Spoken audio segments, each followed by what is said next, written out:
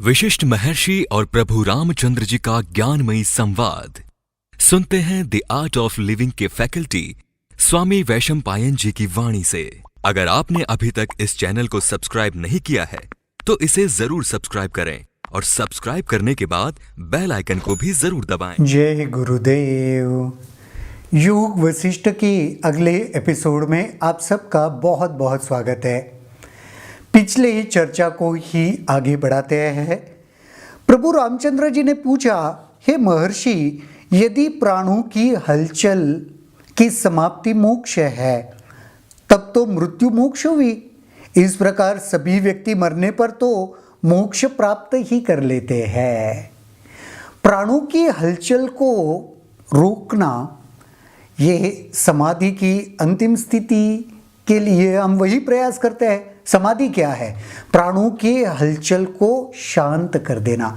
तो मृत्यु के बाद क्या होता है? मृत्यु के बाद भी तो प्राणों की हलचल समाप्त हो जाती है। तो फिर क्या हर व्यक्ति मरता है वो मोक्ष प्राप्त करता है क्या?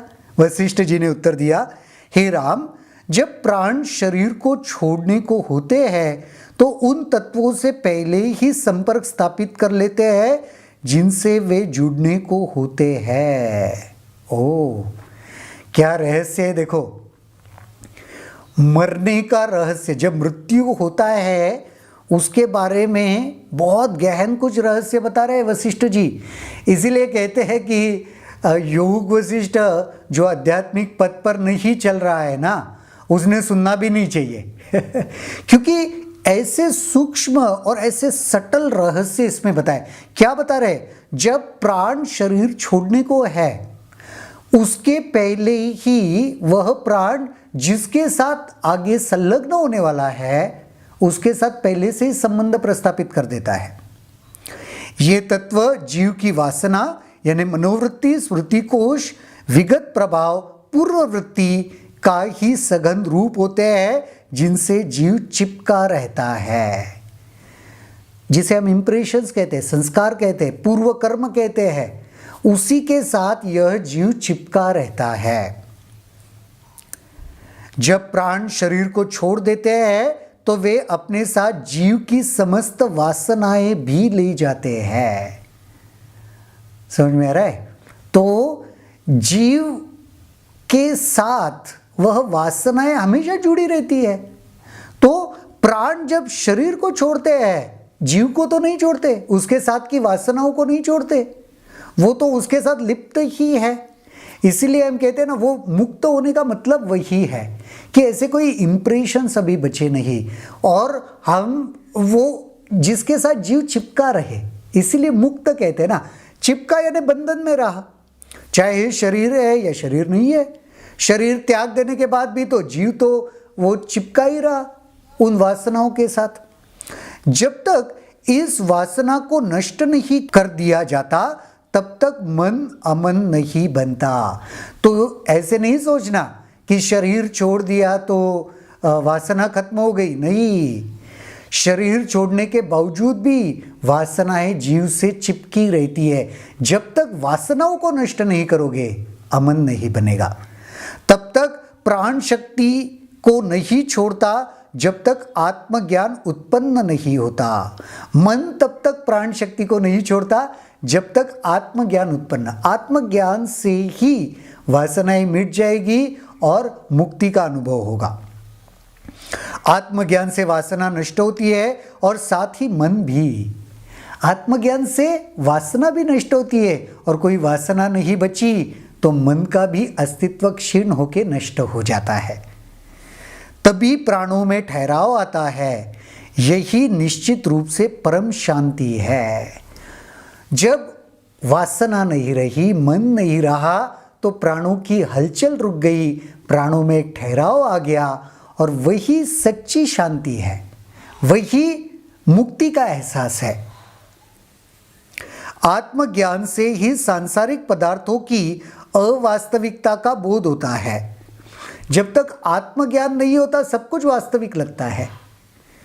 अपना घर, परिवार, बिजनेस, जॉब, ये सब वास्तविक ही है। एक कब तक? जब तक आत्मज्ञान का बोध नहीं हुआ। ये सारा संसार जो हमने खुद ने बनाया है अवास्तविक है, पर कब तक? जब तक आत्मज्ञान का बोध नहीं हुआ। आत्मज्ञान से ही सांसारिक पदार्थों की अवास्तविकता बोध होता है, इससे वासना का अंत होता है और मन प्राण शक्ति का संबंध भी समाप्त होता है। वासना का अंत होने से क्या होता है? मन का और प्राण शक्ति का एक संबंध है। वासना चली गई तो मन भी चला गया और प्राण शक्ति भी स्थिर हो गई, शांत हो गई। वरना मन की वजह से आपने देखा होगा, मन में कोई इच्छा उठती है तो प्राण शक्ति उस दिशा में तुरंत प्रवाहित हो जाती है, या तो उसे पूर्ण करने के लिए, या तो वो राग की वजह से, या तो द्वेष की वजह से, कुछ तो है ना, वो एक मूवमेंट स्टार्ट हो जाता है। तो जैसे वासना नहीं रही, मन क्षीण हो गया, तो ये प्राण शक्ति का जो बहाव है एक फोर्स के साथ, वो अचीव करने के लिए वो भी शांत होने लगा। वासना ही मन का संयोजन करती है, मन वासनाओं का ही समुच्चय है और कुछ नहीं। वासना ही मन का संयोजन, वासना की वजह से ही मन है। बहुत सारे वासनाओं का समुच्चय यानी मन है और कुछ नहीं है। यदि वासनाओं का समुच्चय नष्ट हो जाता है, यह अपने में परम स्थिति है। वास्तविकता का ज्ञान ही ज्ञान है, विचार या अनुसंधान भी स्वतः ज्ञान है।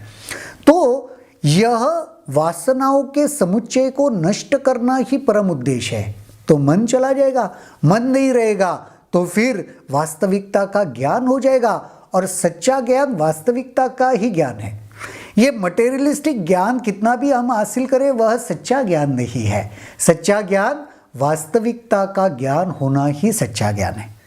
किसी एक के प्रति पूर्ण समर्पण, प्राणों का नियमन अथवा मन का अंत, यदि इन तीनों में से किसी एक में भी परिपूर्णता प्राप्त कर लो तो व्यक्ति प्रथम परम स्थिति को प्राप्त करता है। और एक रहस्य, किसी के प्रति पूर्ण समर्पण, ईश्वर के प्रति, गुरु के प्रति पूर्ण समर्पण, या प्राणों का नियमन, योग करो, साधनाएं करो, या मन का अंत, वो चाहे विचारों से, गुरु के मार्गदर्शन से, इस तीनों में से किसी एक में भी परिपूर्णता हासिल करो, ये कह रहे। तो फिर क्या परम स्थिति प्राप्त होगी, तभी ज्ञानी बनोगे। प्राण शक्ति और मन का संबंध अत्यंत गहरा है। यह संबंध फूल और फूल के सुगंध के संबंध जैसा है, बीज और तेल के संबंध जैसा है। प्राण शक्ति और मन का, देखो, अगर प्राण शक्ति नहीं है तो मन भी नहीं है, और मन नहीं है तो प्राण शक्ति, वो उसका कोई मूवमेंट ही नहीं है, वो शांत है, तो उसका अस्तित्व ही नहीं है। जैसे तो फूल और सुगंध जैसे जुड़े हुए हैं, वैसे प्राण शक्ति और मन जुड़े हुए हैं। बीज और तेल जैसे जुड़े हुए, बीज का क्या है, तेल उसी में, बीज में ही समाहित रहता है। वैसे ही मन और प्राण शक्ति और मन जुड़े हुए हैं। अतः मन में विचार की हलचल समाप्त हो जाती है तो प्राण की हलचल भी बंद हो जाती है। वही मैंने कहा, अगर मन स्थिर हो गया तो प्राण भी स्थिर ही हो गया। यदि मन पूर्ण रूप से तथा एकाग्र होकर किसी एक सत्य के प्रति समर्पित होता है तो मन की हलचल तथा इसके फलस्वरूप प्राण शक्ति भी रुक जाती है। उत्तम पद्धति है असीम आत्मा की प्रकृति का अनुसंधान करना। सबसे उत्तम क्या है, आत्मा की जो प्रकृति है उसके ऊपर गहन चिंतन करो, मनन करो, उसका अनुसंधान करो। आपका मन पूरी तरह मग्न हो जाएगा और तब मन और अनुसंधान दोनों समाप्त हो जाएंगे। ये करके क्या होगा, आपका मन पूरी तरह से मग्न हो जाएगा।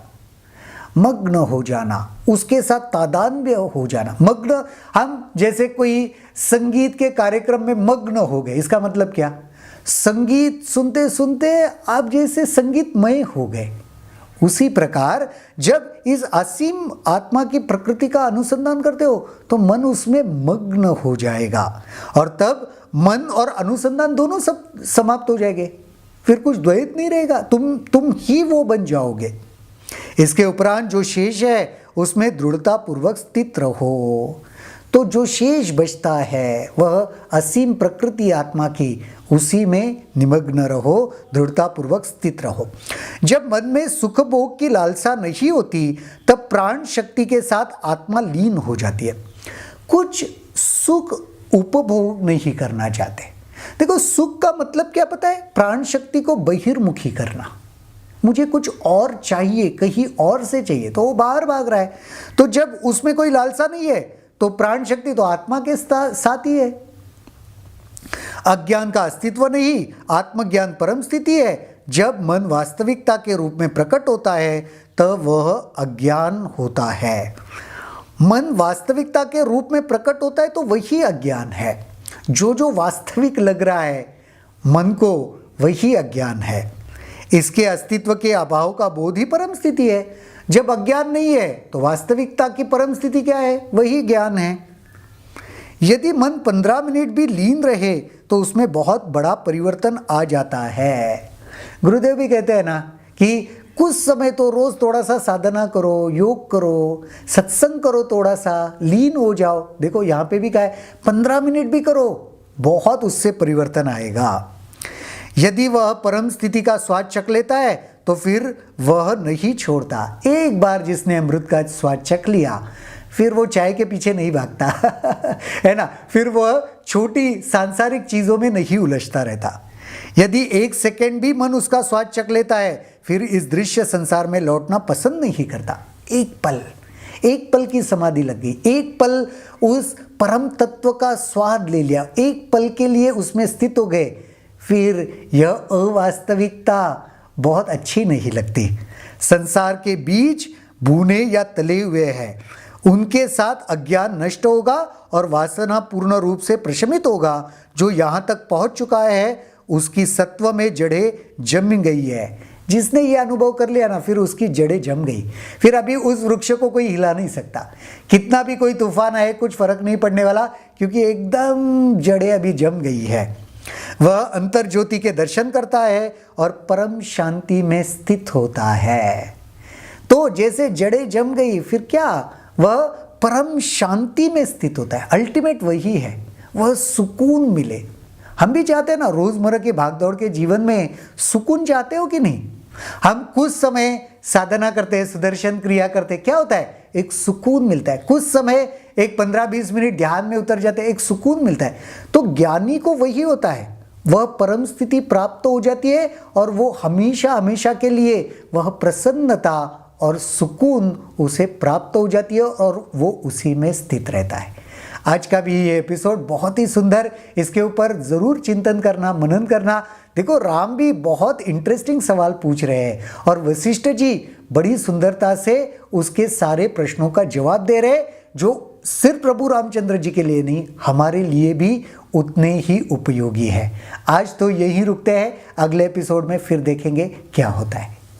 तब तक जय गुरुदेव। अगर आपके इस वीडियो को लेकर कुछ सवाल हैं तो कमेंट सेक्शन में जरूर लिखें, जिसके ऊपर हम आने वाले वीडियोस में चर्चा करेंगे।